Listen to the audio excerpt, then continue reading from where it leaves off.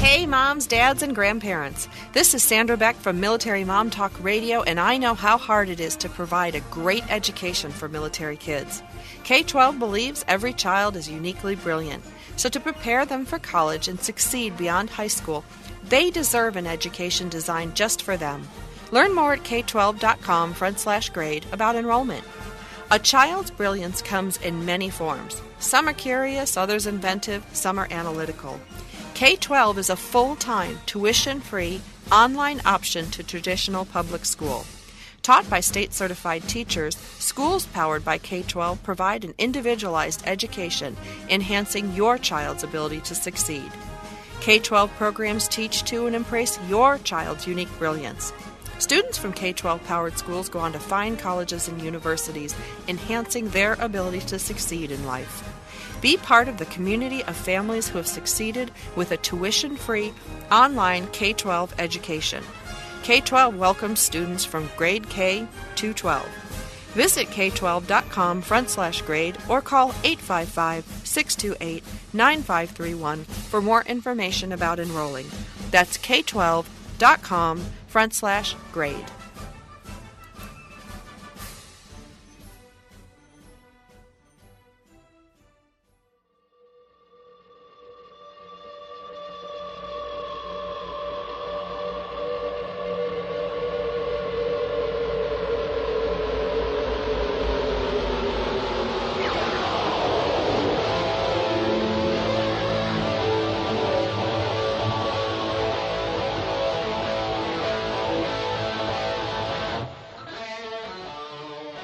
Global Broadcasting Networks presents Military Mom Talk Radio. We know behind every soldier, sailor, airman, and Marine is the family supporting them. With over 200 episodes in 17 countries, over 5 seasons, with 3 million monthly listeners, we are radio strong. Military Mom Talk Radio is sponsored in part by K-12. No matter where our military families are, K-12 enhances your child's ability to succeed. Now here are your hosts, Sandra Beck and Robin Boyd.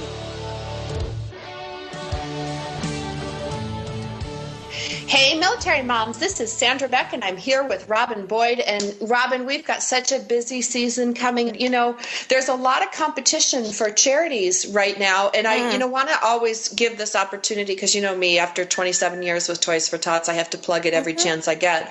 But one of the great ways you can donate to Toys for Tots without having to come out of pocket is when your kids get those presents that they're not going to use at Christmas, or they have a birthday party, or you go to a birthday party. I've actually asked a mom once, I went to this one birthday party and this little kid got, I'm serious, there was like 45 presents. No kid ever needs to get 45 presents. And I said to her, I said, I don't know if your son's going to use all these or if you have plans for him, but you might bag the stuff up you're not using and give it to me for Toys for Tots. I'll get you a, donation letter if you want, or you can. And she just went in the thing and she threw all these things in a garbage bag. And I got seriously 22 toys for Toys for Tots by just asking for, excess. And that's a way you can participate without any extra effort. The toys go to a good cause. Everybody feels good. It's a real simple solution, whether it's your program or programs at school where they have, extra books. I've grabbed books from the book fair that didn't sell and weren't going to be returned, couldn't be used in the library. I asked for those books and I said, can I take these for Toys for Tots? They said, absolutely. Just keeping your eyes open can really make a difference. It really does. You know what a lot of the little girls out here are doing right now for birthdays, and this is, I guess you want to say maybe 4th, 5th, 6th, 7th graders. They're having hair parties where they go and they get their hair cut to donate to the cancer. Oh. Locks for Love. There's another one besides Locks for Love, but it's the same thing. And then they'll have a little spa day all together. All the girls will have a spa day, but then they donate their hair. Isn't that fun? That is so fun. So fun. I just think there's a lot of little girls out here that are doing it. I heard one little girl doing it and I thought, oh, gee, isn't that sweet? And then I'm realizing, there's a lot of girls that are actually having their birthday parties, and this is what they're doing. They're just getting together. The girls get a little makeover day. They get their little manicures Their or whatever spa day. done, and they get to play with a little bit of lipstick or whatever. But then they get their hair cut, and then they donate. So isn't that sweet? I just think that's cool. I love things that are purposed, Yeah, well, and I love things that don't cost money, because right now everybody's strapped for cash. And when people are asking for donations, I feel really bad when I can't donate. So, the idea that we're passing on things, I can grow hair, you can grow hair. There's things, like I guess I could give a kidney, I can grow one of those too. But the idea that we have opportunity to help without having to reach into our already overburdened pocketbooks, it makes a big difference, because I do really feel bad when I can't, and you can't give to everybody, and it seems everybody has their hand out. Oh, yeah. And I think that's where we just have to say, all right, what's important for us? What are either the charities or the ways to give that are important to us? And we stick with that. You're right. We can't give to everything. Nobody can. But finding the things that are important to you that you feel that you have made a difference in. And then that's a good thing. That's it. And that also gives you something to say, like, everywhere you go now, people, it's like outside my church, outside Walmart, everybody's collecting for something, and they'll say, would you make a donation? And I can say, thank you very much. I already donate to the American Cancer Society. Yep. Thank you very much. Right. I already raised for Toys for Tots. That way you don't feel like a jerk going no or ignoring them. You open your purse and you start looking for something, or check your phone as you walk by, And that's the thing. Uncomfortable. Who carries cash anymore? It's like I have to remember to have a buck in my pocket. Everything is so plastic driven. I don't carry cash anymore.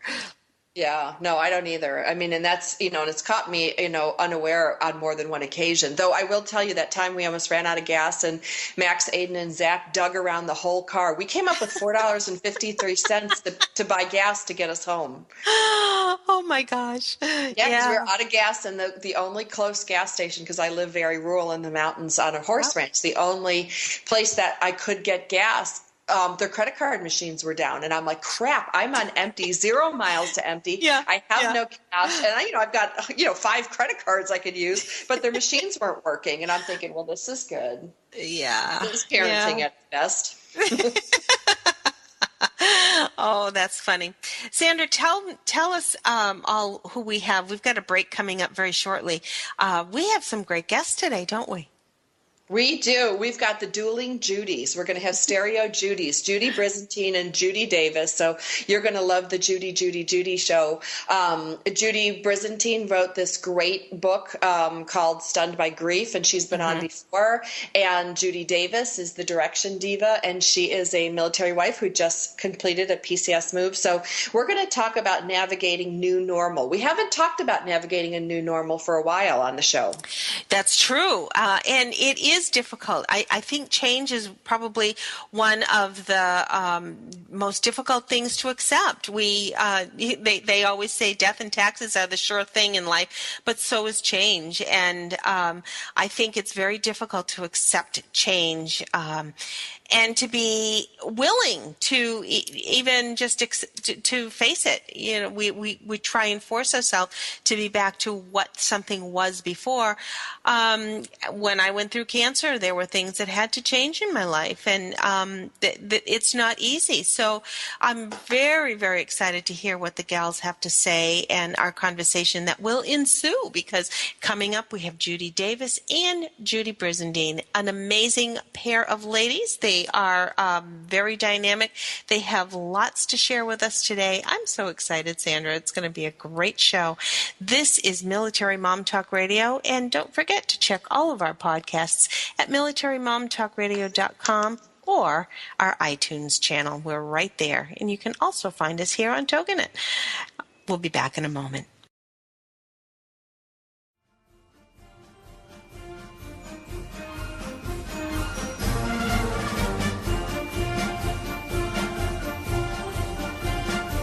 We've got lots more ahead. Stay with us on Military Mom Talk Radio.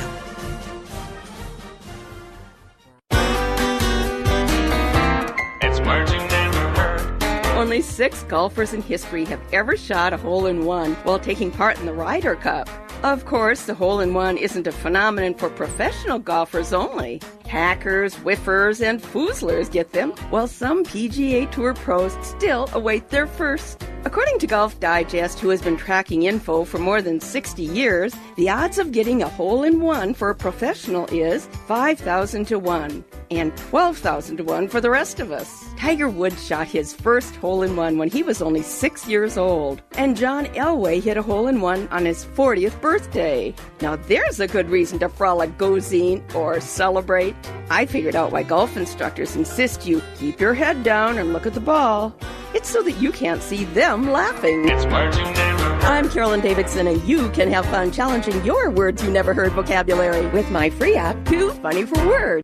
If you're ready for a big change in your work, your career, your happiness, your life, it's time for the $1 Million Mindset with Marla Tabaka. Monday afternoons at 2, 1 Central on TogiNet.com. Marla believes that with the right mindset, anything is possible. Join us as successful life coach Marla Tabaka inspires you and her clients to explore, discover, and live your dreams by developing what she calls the $1 Million Mindset. Marla will inspire you to take action on your dreams and reveal secrets to success that will help you realize your own unique power. Tune into the $1 Million Mindset for heartwarming stories with Marla Tabaka. Learn tips and tricks to building a successful business and unlock the secrets to creating a happier, more balanced life through abundant thinking and attraction power.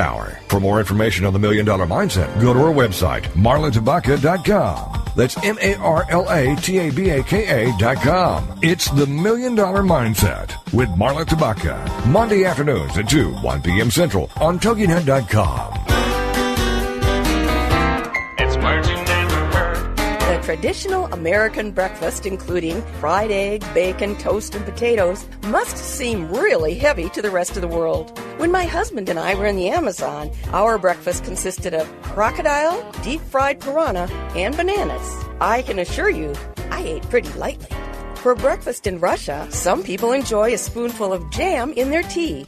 Now that sounds yummy. What's a word for a person who loves jam? A poziwala. What's another word for weak tea? Whack-rowdy-dow. Salamagundi was originally an English dish of chopped meat, anchovies, and eggs, garnished with onions, lemon juice, oil, and condiments. Mornings at our house are too hectic to go to all that trouble for breakfast. I'm scrambling just to get some eggs on the table. It's marching down. I'm Carolyn Davidson, and you can have fun challenging your words you never heard vocabulary with my free app, Too Funny for Words.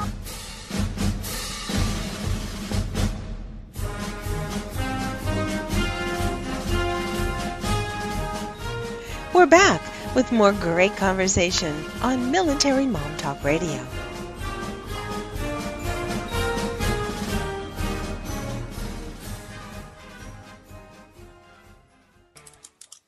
Hey, military moms, welcome to the Judy Show. We've got Judy Brizendine and Judy Davis, and we're going to have some fun, Rob, and I know I'm going to blow it getting them mixed up, so we're just going to put that right out there.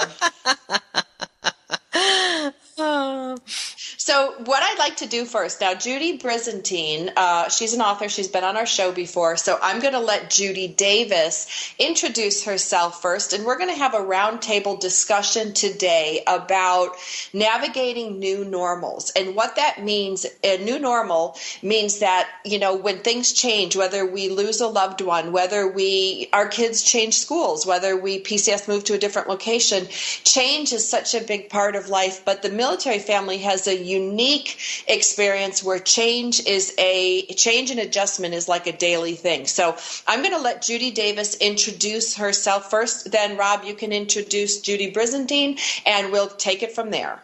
So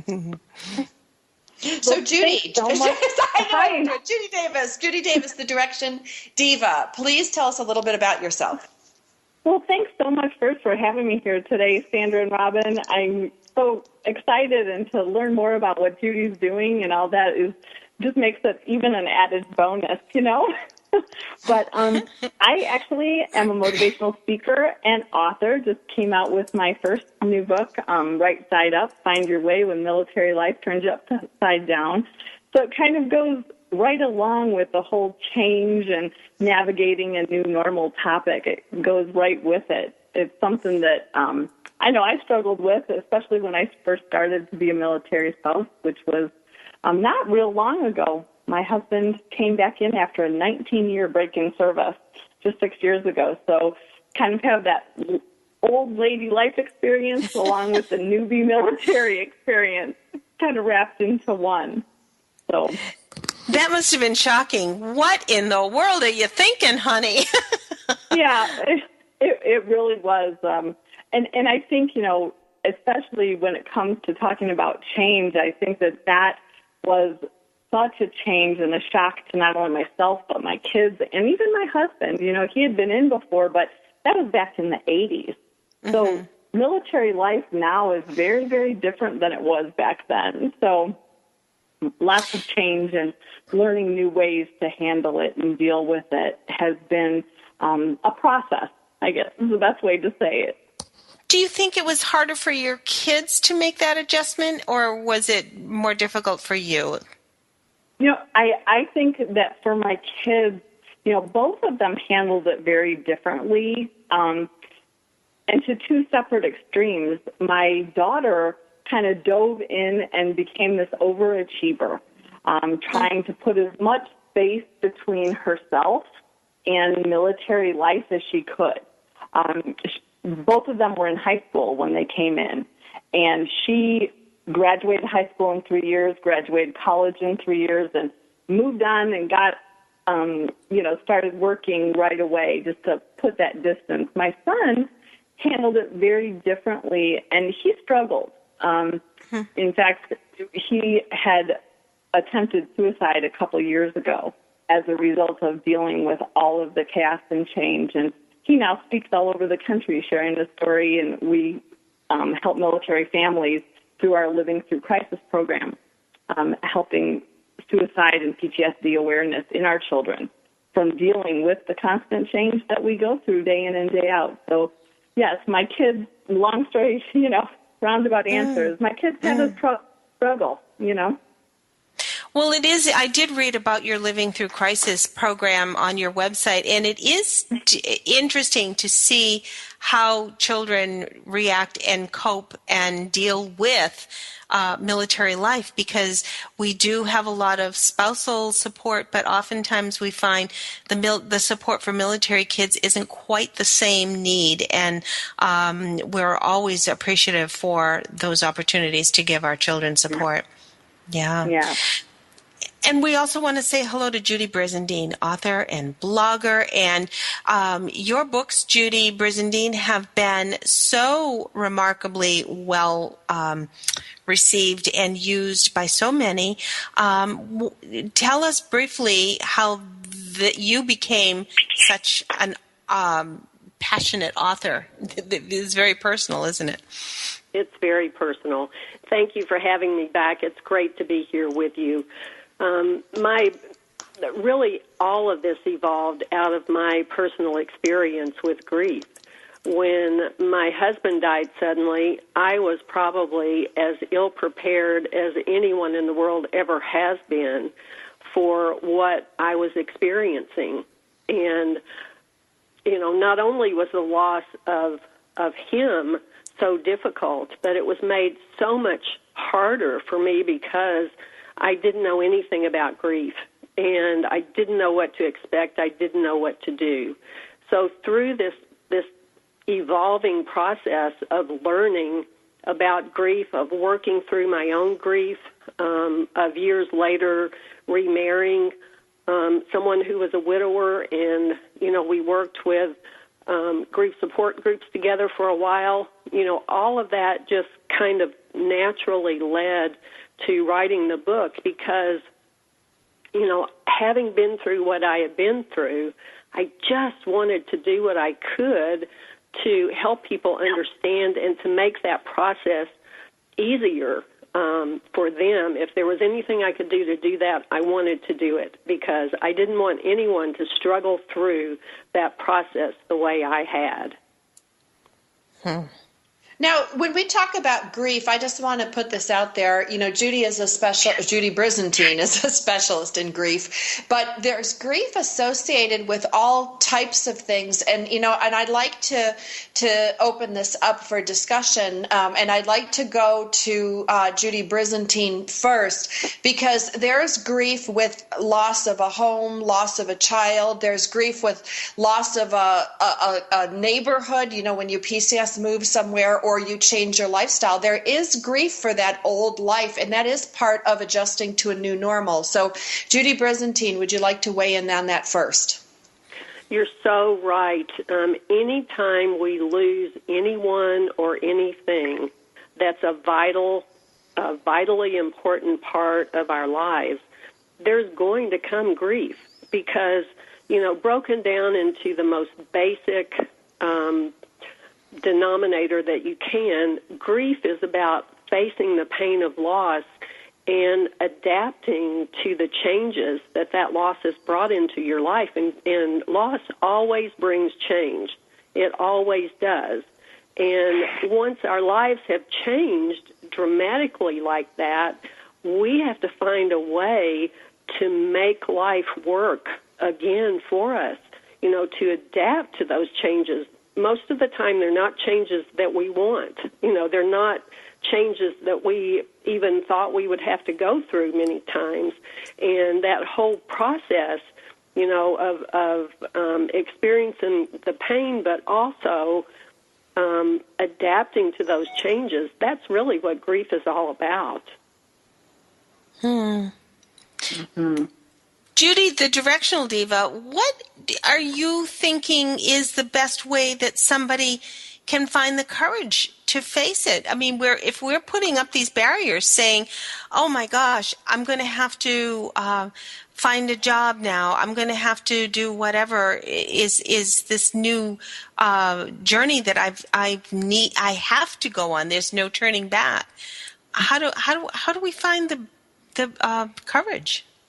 Well, I think it really starts with, change is something that, while it happens in an instant, it really is part of a process. And that process continues along, and it becomes part of our life. Just like Judy Brizendine said, it often comes with grief because we're not sure exactly what it is or how to adapt to the new things that are being asked of us. When grief or change or even like a PCS, there's a gruesome process the minute those orders come, because we know that in that instant, it was a piece of paper or, like Judy was talking about, the death of a loved one. In an instant, we know that everything that has been familiar, that has been comfort, that has been part of our daily routine is now going to be turned upside down. And we have to, take an active role in finding ways to move forward through this change. And I think it's a process that begins first with the acceptance of the fact that life will change. Yeah. And that's where it begins. That's where it all starts. And it is difficult to be brave. And I think if we are finding sort of that self-esteem or that if I know that I can conquer one little thing, maybe then I can conquer something else. Mm-hmm. Sometimes people just need help getting to that first step. And then I remember going through when they first diagnosed me with cancer, for example, it was scary. I had 2 children. What am I going to do? I don't know if I can handle this. It was the unknown, actually, that was the scariest. Once we had it typed, once we knew what I was facing, then I was charged. I said, all right, we've got that part down. Now let's just go. This is what I've got to do. This is where I'm going to map it out. And I think that's where you just kind of get that little kick in, I guess you could say, to be able to say, all right, this is what I'm facing. Now let's conquer it. And it's not easy. It's just not easy at all.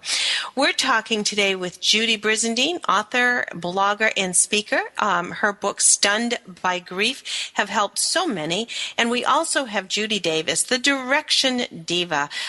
She is a motivational speaker, a military wife, and a wonderful person to help all of us find our new normal. We're going to a commercial break, but stay tuned. We've got lots more conversation here on Military Mom Talk Radio.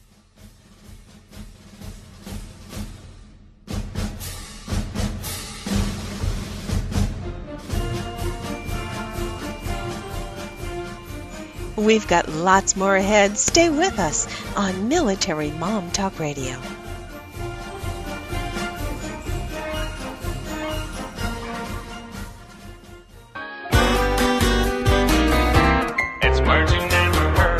Well, the U.S. sure has experienced torrential thunderstorms, lightning, and flooding recently. Thunderstorms, otherwise known as cockeyed bobs, can be pretty scary. What's the fear of thunder and lightning called? Astrophobia. Years ago, Roy Sullivan, a Virginia Park ranger, was struck by lightning 7 different times and lived to tell about it.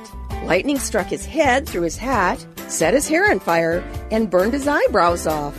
The current from the lightning traveled through both legs and blew his shoes off. The final lightning bolt hit him while fishing, and he was hospitalized for chest and stomach burns. Believe it or not, Roy Sullivan managed to recover from 7 lightning strikes, but later died of a self-inflicted gunshot wound as a result of loneliness, otherwise known as azygophrenia. It's words you never heard. I'm Carolyn Davidson, and you can have fun challenging your words you never heard vocabulary with my free app, Too Funny for Words. Have you heard? The pages of American Patchwork and Quilting magazine come to life on our new weekly online radio show, American Patchwork and Quilting. Join Pat Sloan, our blogging and quilt designer host, as she talks about the latest trends, ideas, and inspirations. Her guests include quilt pattern designers, authors, quilt shop owners, and our editors, all quilters, just like you. Call in with your questions. Get quilting tips from industry experts. Learn about free patterns. Hear behind-the-scenes stories from our magazines, American Patchwork and Quilting, Quilt Sampler, and Quilts and More. Get the scoop on free stuff and find out more about the best independent quilt shops in North America. To listen to a live show, tune in Monday at 4 p.m. Eastern. Just log on to allpeoplequilt.com/radio. To hear past shows, go to iTunes and search for American Patchwork and Quilting Radio. We hope you'll join us because we know that quilting changes everything.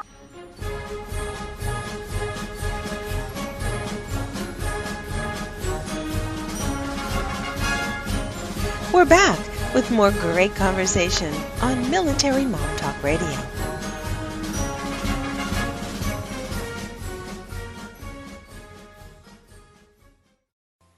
Hey, military moms, this is Sandra Beck, and I'm here with Robin Boyd. And even though I keep saying this is the Judy show, because we have Judy Brizendine and Judy Davis with us today, what we're talking about is a very serious topic about how do we navigate change? How do we adjust to a new normal? And, you know, change is such a big part of the military lifestyle. And I know, Rob, you lost your mom the year after I lost my mom. We both lost our moms within the past couple of years, and we've had to navigate a new normal through death. And but new normals come from any type of change, whether they're a PCS move in location and your kids have to adjust to a new community, or you have to adjust to a new household and new rhythms and things like that. We've got deployments that cause us to adjust to deployment and to reintegration. So change is such a big part of the military lifestyle. And the reason I brought up Rob's passing of Rob's mom and my mom is that I had an experience of what was called compounded grief. I had a couple different losses, a loss of a home, a loss of a marriage, a loss of my mom, all at once. And well-meaning people would say to me, oh, well, you've been divorced for a couple years. You really need to get over it. You need to start dating again. Or, you know, you're in your house and you're fine now. And I just would sit there and smile and nod. But in my head, I was like, shut up. You don't know what you're talking about. You don't know what the hell you're talking about. Just shut up. And the longer it went on and the more well-meaning people told me to get over it, the more I just kind of hunkered down but I felt stupid and I felt like I wasn't getting over things fast enough. So I'd like the both Judys to talk about time frames of healing, because people push us to go a lot faster than we're able to most of the time. So I'm going to go to Judy Brizendine first for her comments. You know, honestly, there are no time frames. They're different for every person, for every kind of loss. You know, the important thing is to allow yourself to acknowledge what you're feeling. You know, don't try to set it aside, to ignore it, to put it away as though it isn't there, because it won't go away. You know, it's so important to allow yourself to process those feelings, whatever they are, and, talk to your friends.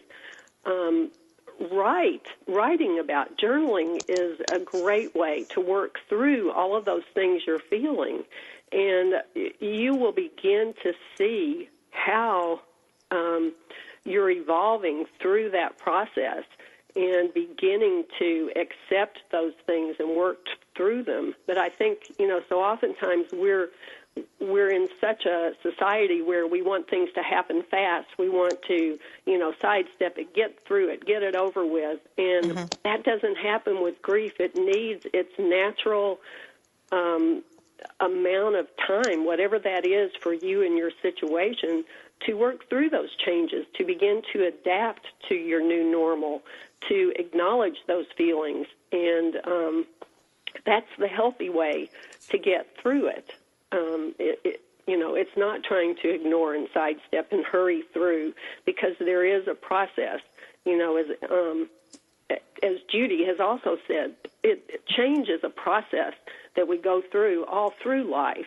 And so, we just got to give ourselves a little bit of grace and not be pushed by other people to go faster than it's really our place to go. Yeah. And Judy Davis, it might almost be a good segue to sort of recognize sometimes we might need to seek a little outside help, because sometimes loss and unwillingness to change can lead to depression, and then depression can lead to something more serious. And your program, Living Through Crisis, is definitely a wonderful program to give people the support and the resources that they may need if all of a sudden we're just not able to cope with the changes that life has given us. Exactly. I think when, as military families, we are often asked to adjust and deal with things on the fly, from tragedies to, things like PCSing or our children having a hard time adjusting. And I think it's, it becomes, like we were saying before, it's a process that almost is an approach to change in a unique way. And we can deal with it better when we look first, allow ourselves to feel, just like Judy was saying. The worst thing you can do when dealing with a change that is uncomfortable would be to stuff everything. Naturally, our bodies feel feelings, and we must allow ourselves to experience that to be healthy and remain, stable and things like that. But we also need to be cognizant of the fact that we need to look at the facts about what it is that we're facing, what change we're facing. It's real easy to get caught up in a twirl, I call it, and in a twirl of emotions that we no longer are able to see what's really going on and what's really being asked of us. So, while we want to experience the feelings, sometimes we do need to put them aside a little bit and focus on the facts so that we can gather the information we need to move forward, if that makes sense. Because only then can we really see what our options are and what our choices are, and then decide how to proceed. it is a balance between allowing ourselves to experience the grief and sadness of whatever our situation is, but then looking at things from a realistic and forward-moving perspective, because that's the thing that allows us to take that next step and go into the unknown and challenge ourselves to go through onto the next thing. Because that's what we're really being asked to do when we're dealing with change. We're asking to go on to the next unfamiliar thing. And the best way to do that is take one small step at a time. You don't write a book. Judy didn't write a book. I didn't write my book, all knowing everything. It was one word at a time that got us there. You clean your room one word at a time. You PCS one thing at a time. And I think dealing with grief and change is one thing at a time, dealing with the reality of what's going on and the truth of how you're feeling. And keeping those in balance and perspective helps you move through things easier. Could I add something here? Yeah, absolutely. Judy, absolutely. I totally agree with you. It's not about just giving into the feelings and allowing yourself to be stuck there and, grieving 24/7 and not doing anything but that. It's not about that. And I don't want anyone to have that wrong impression if that's what, you thought or anyone thought I was saying. It's so important to begin to move. Yes, allow yourself times to feel that. But, don't get in that place all the time and begin to take one step at a time. Don't be overwhelmed by, this huge change that you see so that you're, paralyzed and can do nothing. Begin to take one step at a time, and one little triumph leads to another, and it's just so important I think the mindset is so important. Don't try not to look at what has happened, as though it's the worst possible thing, although whatever it is, you may think that initially. But, try to see something positive in where you're going, something positive that you can do, something you're grateful for. Just begin to open your mind to what is possible, what is possible in the future and where you can go, but begin to take those steps slowly, but do move forward. Don't just be stuck in the grief that you felt. Absolutely. You never want to pretend like you're not grieving, because that's not helpful either. Just like you're saying, experience the grief and then just allow yourself to be and look for the opportunities, because they are there, as hard as they are to find. Sometimes you just have to look really hard. Yeah. And sometimes that search starts right in your own heart and in your own soul. And that's one of the benefits, I think, to Judy Brizendine's journal, because her book, Stunned by Grief, is a wonderful processing book, but the journal is one of those pieces that it's more than a diary. It's more than just being able to take some notes down.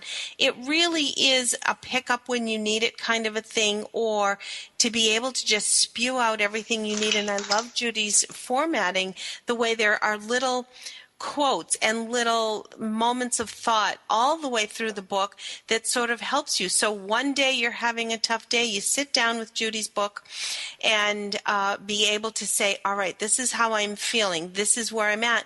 Sometimes being able to utilize a journal as a tool gives you perspective, because once you've put that down and are able to stand back and then maybe read where you were last month, you're saying, oh my goodness, I've come away from that. I was able to put it down. I was able to encapsulate it in those pages. And that was my release. It's sort of a figurative release. And then you're able to kind of move on to that next journey. Gives you that confidence that maybe I can turn the page. And after we get back from the break, we've got one more break coming up, ladies. I'd like to talk just one more conversation kind of about depression in the military, Judy Davis. As far as the instances of these that are a lot higher in the military, and maybe why and what possible reasons there are for that. We are speaking with Judy Davis and Judy Brizendine today. Judy Davis, the Directional Diva. You'll find all of her information at thedirectiondiva.com. You'll find Judy Brizendine at stunnedbygrief.com. We'll be back with both great ladies after this.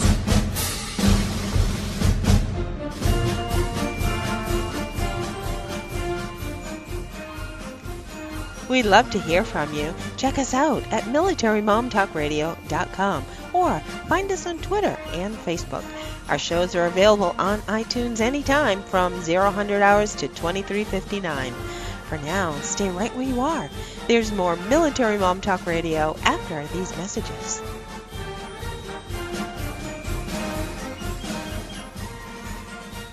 If you're ready for a big change in your work, your career, your happiness, your life, it's time for the $1 Million Mindset with Marla Tabaka. Monday afternoons at 2, 1 Central on TogiNet.com. Marla believes that with the right mindset, anything is possible. Join us as successful life coach Marla Tabaka inspires you and her clients to explore, discover, and live your dreams by developing what she calls the $1 Million Mindset. Marla will inspire you to take action on your dreams and reveal secrets to success that will help you realize your own unique power. Tune into the $1 Million Mindset for heartwarming stories with Marla Tabaka. Learn tips and tricks to building a successful business and unlock the secrets to creating a happier, more balanced life through abundant thinking and attraction power. For more information on the $1 Million Mindset, go to our website, marlatabaka.com. That's MarlaTabaka.com. It's the $1 Million Mindset with Marla Tabaka. Monday afternoons at 2, 1 p.m. Central on TogiNet.com. If you could live your life truly standing in a place of peace, joy, and abundance, wouldn't that make your heart soar? Now you can, with Lessons in Joyful Living, with your host, Kimberly Rinaldi, Mondays at noon Central. Kimberly Rinaldi, having created a highly successful coaching practice, now teaches Lessons in Joyful Living. She believes in empowering others and that through it, you have the ability to break through any and all barriers, thus allowing you to reach your greatest potential and joyfully step into your life's purpose. What used to take weeks, months, or even years, she can now teach you in a matter of hours with her programs. For more on Kim and her show, go to our website, KimberlyRinaldi.com. That's RINALDI.com. Then join us for Lessons in Joyful Living with your host, Kimberly Rinaldi. Congratulations on being the proud owner of an adorable, soft, cuddly, sweet-smelling, smiling, cooing, hungry, tired, gassy, screaming little bundle of joy. So now what? Where's the owner's manual for this thing? Where are my instructions? Right here. It's Baby and Toddler Instructions with Blythe Lipman on TogiNet.com. Infant care specialist Blythe Lipman has worked with babies for over 20 years and works extensively with new parents, providing workshops, in-home visits, tips, and daily phone calls to ease those frazzled nerves. With Baby and Toddler Instructions, you can get the advice you need on how to survive and enjoy your baby's first year. For more information on Blythe and how she can help you, go to babyinstructions.com. From 32 ways to stop a baby from crying to 14 ways to get a baby to eat and so much more. It's Baby and Toddler Instructions with Blythe Lipman on TogiNet.com.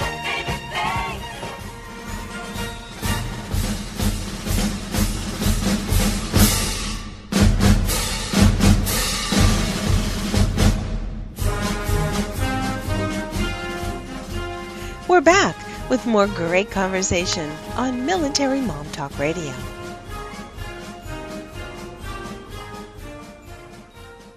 Hey, military moms. This is Sandra Beck, and I'm here with Robin Boyd and our stereo Judys. We've got Judy Brizendine of Stunned by Grief, and we've got Judy Davis, the Direction Diva. And we've been talking for the show, for those of you just joining us right now, we've been talking about navigating a new normal. How do we adjust to change? Change is such a big part of the military lifestyle, and Judy Davis has a lot of experience with change, and she talks very frankly and openly about how change, not managing change well, not navigating some of these new normals can lead to depression and unfortunately can lead a lot to suicide. And we hear a lot about suicide, not only in our service members, but one of the underreported things is the suicide attempts of our military children. And Rob, you and I have talked in the past with experts about how post-traumatic stress is not just an issue of the wounded service member, but also how it affects the whole family. So I'm very excited to talk to Judy Davis and Judy Brizendine about how this affects the military child. Judy Davis of the Direction Diva, do you want to weigh in? Sure. Like I mentioned a little bit in the first segment, our family is no stranger to the effects of PTSD and depression. Our son actually attempted suicide when he was a freshman in college, just after his freshman year, going into his sophomore year of college, shortly after my husband had returned back from a previous deployment. And, it was interesting for us because we were completely blindsided. And it kind of was shocking because there had been no evidence. And I think that oftentimes our military dependents, our children, spouses, and things like that, they put on an air that everything is okay. We hear pull your big girl panties on and roll on and just kind of deal with all the changes and the things that are going on. And we really don't do, as a whole, our community doesn't do a great job, I don't believe, in providing the resources and support that our dependents need to deal with the change and the grief that they experience day in and day out. What I'm hearing when I go and speak and talk is that too many dependents can't express their feelings, like you were talking about in the earlier segment, Judy. They don't know how to express the fear and hopelessness. They don't have the coping skills to navigate the constant change and chaos and stress. So, we handle the logistics like pros, but we miss the boat when it comes to dealing with the emotional side of military life. And I think that that's something that I know I work on in through Living Through Crisis, as well as on the South Side through my book, Right Side Up. It's that we need to help our children be able to express what's going on. They kind of turn into masters of deception, if you will, and pretend like things are okay when they're not. And then only when it gets to a critical point, they can't see a way out. And that's when they're turning to the thing that seems like the only solution. It's one of those things that we really need to start educating our community and military leadership and mental health providers on the challenges that our families face. Because I don't think that we really realize how much change and grief they go through on a daily basis. So, there's a lot of, we could go in 100 different directions here, Sandra and Robin. Well, but I think it's important that we talk about this because, Judy Brizendine, correct me if I'm wrong, when your husband died unexpectedly, how old were your children and how did that affect them? Well, my daughter was 28, and so she was, a little bit older at that time. It was very difficult for her. Just like it was for me, it was so unexpected. And both of us went to a grief support group together, which helped so much. I can't even express how much that helped because everybody there understood. It was a safe place to talk it was a safe place to cry. It was just a safe place to go and begin to work through those things and learn about what was happening with other people who shared the same experience. I'm not a part of the day-to-day military group these days, but I don't know what the possibility is of some groups for kids to get together, whether it's through the chapel or through, something that's offered through another, another branch of another department or something, but a place where they could get together and process these things together. That's one of the things that I just participated in the MOA, Military Officers Association. They did a Warrior Family Symposium that addressed this issue, and one of the big takeaways that many of the professionals and DOD representatives and organizations, they're really looking at starting to do some educational programs, kind of like what we're doing, so that we understand exactly what is going on with our dependents and what they are really facing and the challenges they are. But they're looking at creating exactly what you're talking about, Judy. It's the peer-to-peer programs that give a safe place where the kids and the young adults can actually discuss their feelings and find out that there are people that are experiencing similar things to their own. And like you said, they can cry together, they can work together to find solutions and be supportive of one another. I know that many of your different programs that are successful are peer-to-peer programs. I know my son, when he was asked at that event what he wishes he had, he said, "I just wish I knew I wasn't alone in how I felt." Yes. I felt like, he felt like something was wrong with him because he had a hard time dealing with the fact that Dad was in danger every day and, things like that. He felt that he was doing something wrong and he didn't know how to protect me, or what if something happened to my soldier, how he would be able to make it okay. And I think peer-to-peer is the answer, and educating our leadership to understand that this is how our kids are feeling. Years at war has created an environment that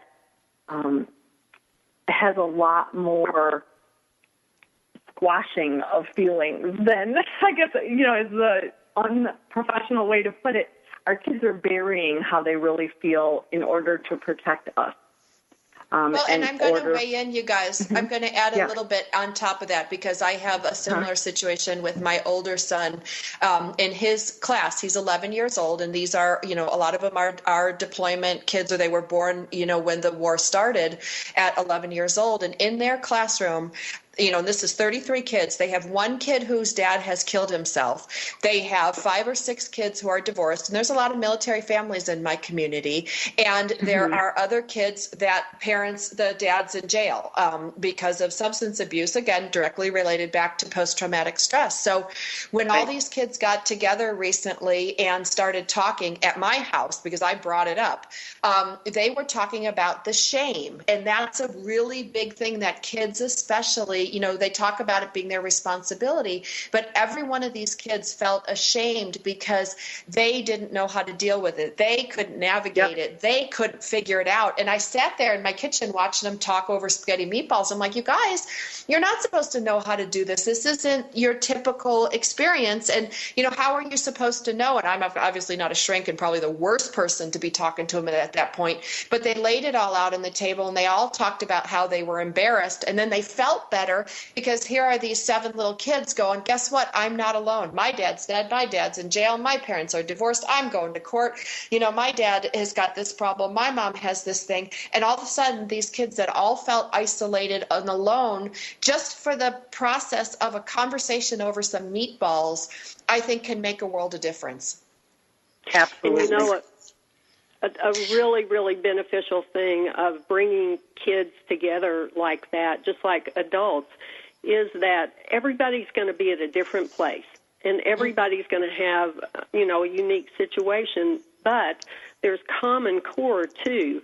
And, as one person gets a little further along in understanding the process or, working through whatever it is they're going through, they can help somebody else who's not so far along. And that was the thing in some of these groups.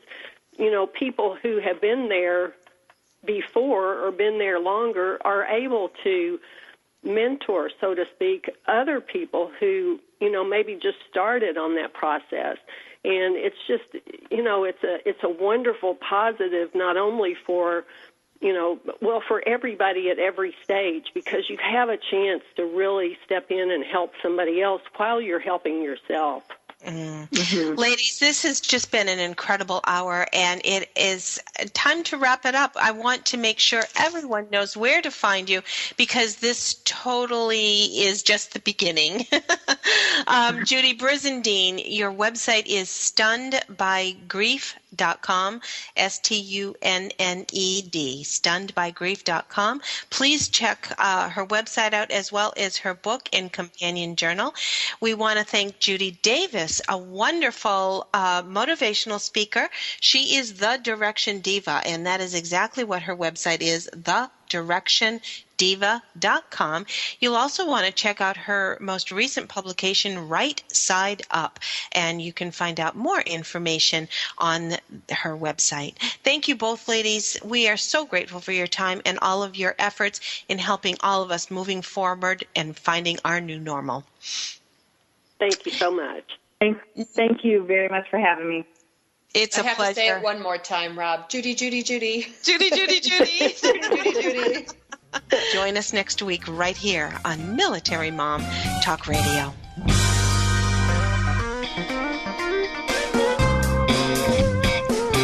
Thanks for tuning in to Military Mom Talk Radio.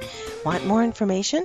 Check us out at militarymomtalkradio.com or find us on iTunes for more than 200 free episodes. Drop us an email or find us on Facebook. We are looking forward to another great discussion. We hope you'll join us on Military Mom Talk Radio.